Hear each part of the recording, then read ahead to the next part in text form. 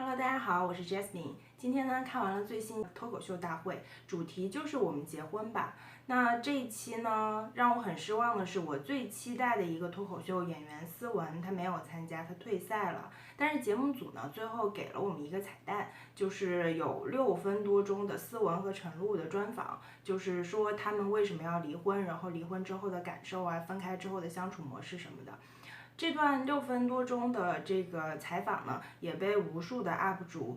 上传转发。那其实他们离婚的消息呢，是2-3周之前就传出来的，当时呢也引起了很强议阵的全网的讨论，就是说。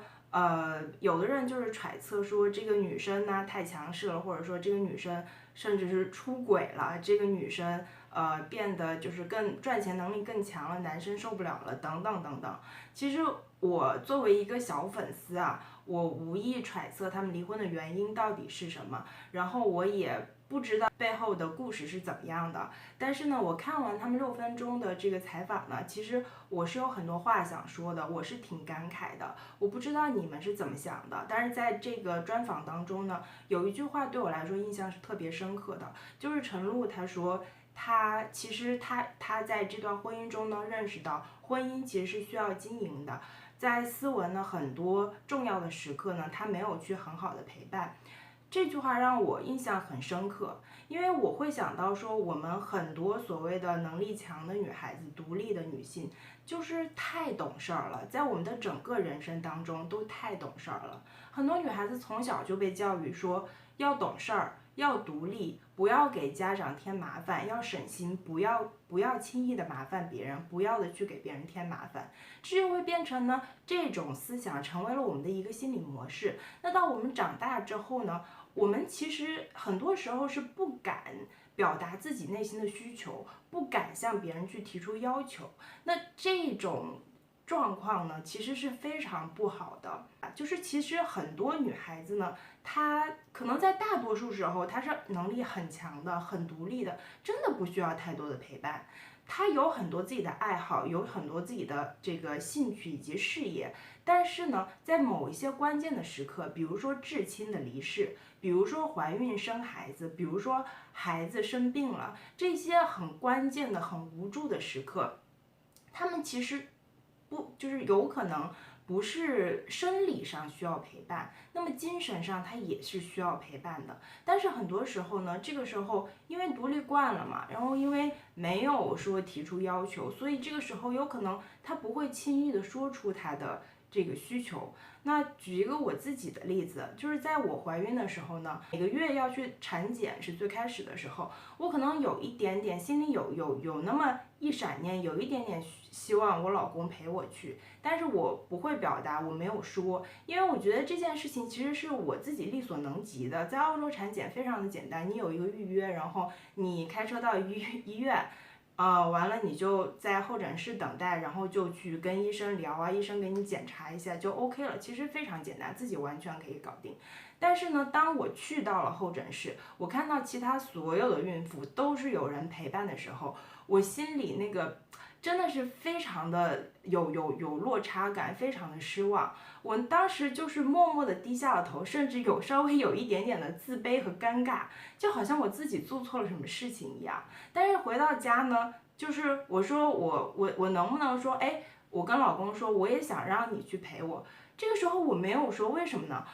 我就会觉得说，如果这点小事我都要开口去要求的话，感觉自己有点矫情。这其实就是很多所谓的独立女性、能力强的女孩子一个特别共通的一点，就是我们不轻易的去要求别人做什么。那然而有2次呢，因为我自己内心我知道我是渴望的，然后有2次呢，我故意把这个 appointment 约到了早上8点钟，然后我就跟我老公说。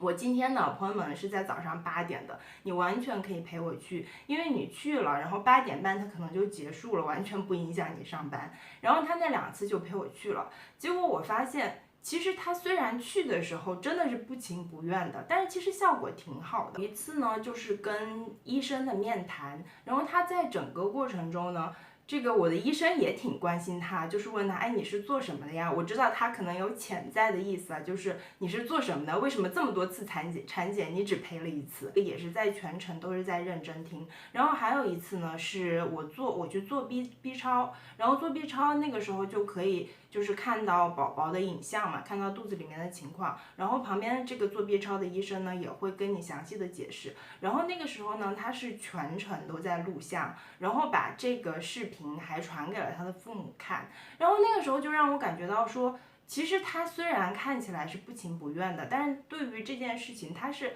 OK 的，可以去做的，甚至是满心欢喜的去在做的。然后我那时候就会觉得说，我自己是不是很傻？我既然有这样的一个情感需要，我为什么不跟他提呢？就是其实很多女孩子也是，就是当你有这样的一个情感需求的话，你为什么不能跟你的男朋友或者说跟你的老公去提起来呢？然后这里我就想说啊，其实很多男生很多直男啊，所谓的就是他们很不会表达。然后我就记得我生完孩子，有一次我就跟我的闺蜜出去逛街，然后呢，我们就看到一对小夫妻朝我们走来，然后他们俩忽然就停在那边，然后男的呢，默默地往下看了一眼女孩子的肚子，然后用手摸了一下，然后当时我们愣在那里，就是看了驻足，看了他们很久，然后我们互相对望了一眼，就觉得哇塞，真的超羡慕。这对小情侣呢，一看就是这个女生刚刚怀孕，然后这个男生呢，就是满心期待自己的孩子即将要来到这个世界上了，然后就是走路的时候都不忘了停下来摸一摸自己老婆的肚子，因为什么呢？因为我们在怀孕的时候都没有这样的待遇。其实无论说你这个怀孕生孩子的这个过程是社会舆论的压力呢，还是这个你的父母的逼迫，但是当你真正怀上这个小生命的时候，其实你是有感动有期待，然后是一种比较奇妙的感觉。然后而且怀孕生孩子这件事情呢，是你和你的丈夫两个人共有的这件事情，就是当你在满怀期待的时候，当你在兴奋的时候，当你就是很开心的时候，其实你是希望把这种感觉分享的，或者说你是希望他天然的有跟你一样的感觉，他是可以跟你共情，可以陪伴你，在感情上是给你一个支柱的。但是很多时候呢，男生或者是没有啊，或者是真的就是不太会表达，这其实是让很多女孩子就是挺失望的。我说这些可能有点矫情啊，但是呢，当然也有可能是我想多了，可能男生他就觉得生孩子嘛，就是瓜熟蒂落的一件事情，女人生一个孩子很正常啊，那可能就是我想多了。但是我就觉得很多时候就是直男们他有的时候真的不会表达。这个话题扯远了。然后呢，说完陪伴呢，我就想说一下，就是夫妻的相处模式。其实我关注思文呢，就也是跟大家一样，就是2年前他有一个段子非常的出名，那个男女之间有真正的友谊吗？我觉得是有的，我和我老公就是。然后他就叙述了一种夫妻的兄弟般的相处模式，就是住在上下铺的夫妻这种相处模式，然后赢得了一片网友的这个羡慕也好，赞叹也好，然后很多女孩子呢就纷纷想说我也要模仿这样的相处模式。但是我想说的是，这种相处模式真的是你想要的吗？你不觉得这种相处模式说出来会有一点点的心酸，有一点点的悲凉吗？那在婚姻当中，哪个女孩子不希望被尊重、被理解？被保护、被宠上天呢？就是谁年轻的时候没有做过这种的公主梦呢？但是实际情况是，让我的感觉就是我要求，就是我有我的想法，我有我这个对婚姻的期待，但是呢，你没有满足我，然后呢，我就达不到这个高度，我就降一个高度吧。我降成如果没有爱情的话，或者是说如果没有我想要的那种感觉的话，那亲情可不可以？亲情也是很好的，很珍贵的。那如果你还达不到呢，那你就再讲一个，当朋友行不行？但是你说当朋友这种兄弟情，当朋友都不是闺蜜，闺蜜还能陪你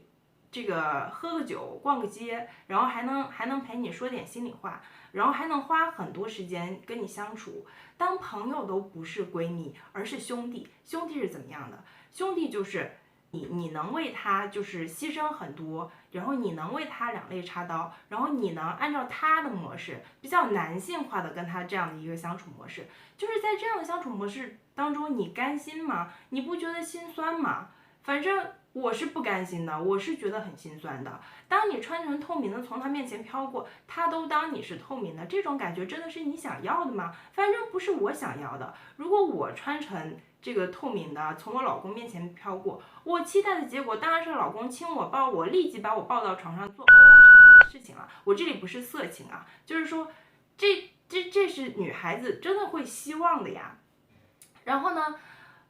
当然啦，就是这个相处模式呢，夫妻之间的相处模式，或者说任何两个人之间的相处模式，它都是自我的选择，它都没有对错，就像你的生活方式一样，没有对错。但是区别在于，你的生活方式是你个人的事情，它只能影响到你自己。但是夫妻之间的相处模式，它是两个人的事情。其实如果是兄弟般的相处模式，你们两个人都很 enjoy 这种状态是完全没有问题的。但是怕就怕一个人觉得这个样子很轻松，很 enjoy 这样的生活状态，然而另一个人呢，他不是，但是呢，他不想破坏两个人和平的关系，然后他不得不委屈自己，把自己的要求一降再降，然后跟另外一个人保持同步。但是在这种关系当中，你不觉得很委屈、很不甘心吗？那所以我就呼吁广大的女性朋友们，为什么要压抑自己的天性呢？如果你有这样的需求，你就大大方方的说出来就好了，没有什么损失的。对于我来说，我觉得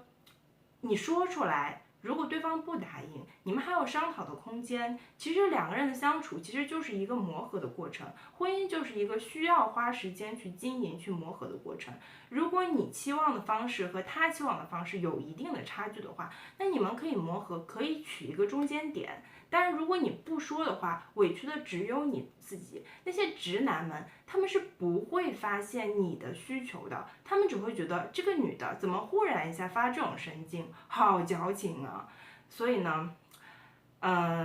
在此呼吁一下广大的这个女性同胞们，特别是跟我这样的这个结婚多年的中年少女们，其实有的时候呢，依据自己的天性来，因为你已经不是小时候了，你的需求值得被满足，你的人格值得被尊重。今天的分享呢就差不多到这里啦。喜欢我的话呢，就点击订阅，激活旁边的小铃铛，这样就不会错过后面的视频啦。今天就到这里，拜拜。求点赞，求关注，当然不关注也可以。关注了，你就是老粉儿。